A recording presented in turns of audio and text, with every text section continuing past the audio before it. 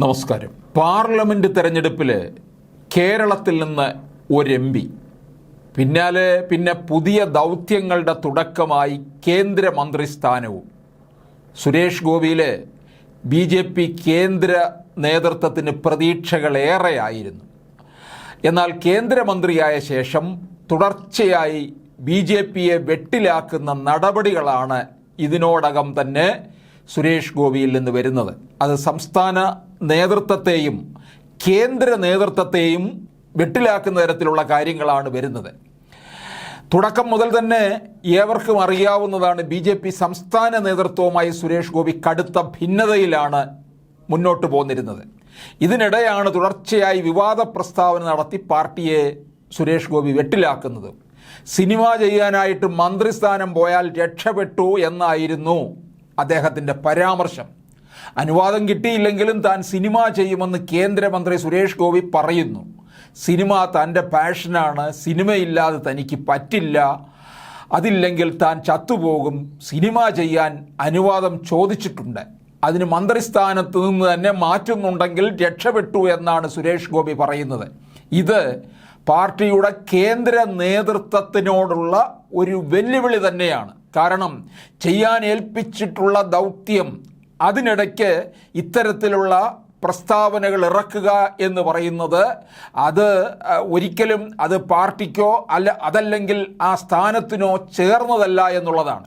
ചെയ്തു തീർക്കാൻ സിനിമകൾ കുറേ ഉണ്ട് എന്ന് പറഞ്ഞപ്പോൾ അമിത്ഷാ പേപ്പർ മാറ്റി വെച്ചതാണ് ഇത്തരത്തിലുള്ള ഒരു പ്രസ്താവനയിലേക്ക് പോയത്. മന്ത്രിസ്ഥാനത്തെ ബാധിക്കാത്ത രീതിയിൽ സിനിമ ചെയ്യാനുള്ള സൗകര്യം ഉണ്ടാകണമെന്നാണ് ആഗ്രഹമെന്നായിരുന്നു സുരേഷ് ഗോപിയുടെ വാക്കുകൾ.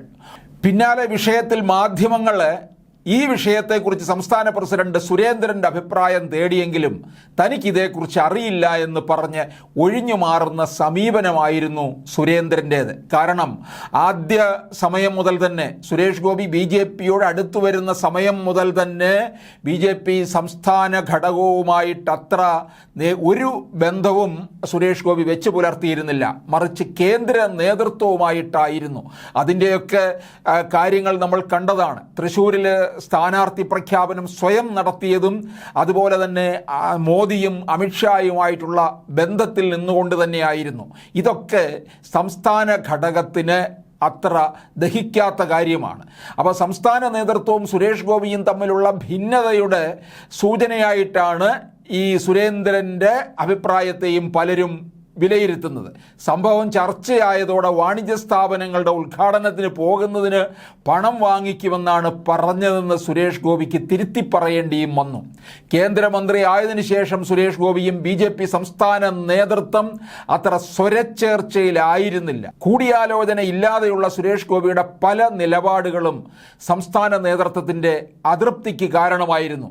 ഇതിനിടെയാണ് തുടർച്ചയായി നടത്തുന്ന വിവാദ പ്രസ്താവനകളും. BJP ക്രൈസ്തവ കൂട്ടുകെട്ടിൻ്റെ ഫലമായിട്ടാണ് തൃശ്ശൂരിലെ സുരേഷ് ഗോപിയുടെ വിജയം എന്ന വിലയിരുത്തലാണുള്ളത്. CPMന് മേൽക്കൈയുള്ള പല നിയമസഭാ മണ്ഡലങ്ങളിലും മുന്നേറ്റം നടത്താൻ BJPക്കായിരുന്നു.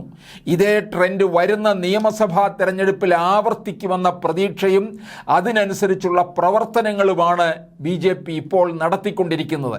അങ്ങനെ നടത്തുമ്പോഴാണ് സുരേഷ് ഗോപി തുടർച്ചയായി നടത്തുന്ന വിവാദ പ്രസ്താവനകൾ പൊതുജനങ്ങൾക്കിടയിൽ അവമതിപ്പുണ്ടാക്കുന്നു എന്നാണ് സംസ്ഥാന നേതാക്കളുടെ വിലയിരുത്തൽ. വരാൻ പോകുന്ന ഉപതെരഞ്ഞെടുപ്പിനെ പോലും ഇത് ബാധിക്കുമെന്ന ആശങ്ക നേതാക്കൾക്കുണ്ട്. പ്രത്യേകിച്ച് പാലക്കാട് ഏറെ പ്രതീക്ഷ വെച്ച് പുലർത്തുന്നുണ്ട് BJP. 2 തവണയായിട്ട് BJP 2ാം സ്ഥാനത്ത് നിൽക്കുന്ന മണ്ഡലമാണ് പാലക്കാട്. പാലക്കാട് ഏതാണ്ട് വിജയത്തിലൂടെ അടുപ്പിച്ചതാണ് 2021. BJP പ്രതീക്ഷ വയ്ക്കുന്ന മണ്ഡലങ്ങൾ തന്നെയാണ്. പ്രത്യേകിച്ച് ചേലക്കരയിൽ ഒരു മുന്നേറ്റം കുറിക്കാനും സാധിക്കും എന്ന് BJP കരുതുന്നുണ്ട്. ആ സാഹചര്യത്തിൽ സുരേഷ് ഗോപിയുടെ ഇത്തരത്തിലുള്ള പ്രസ്താവന പാർട്ടിയെയും അണികളിലും ഏറെ ഒരു അതൃപ്തി ഉണ്ടാക്കുന്നു എന്നുള്ളതാണ്.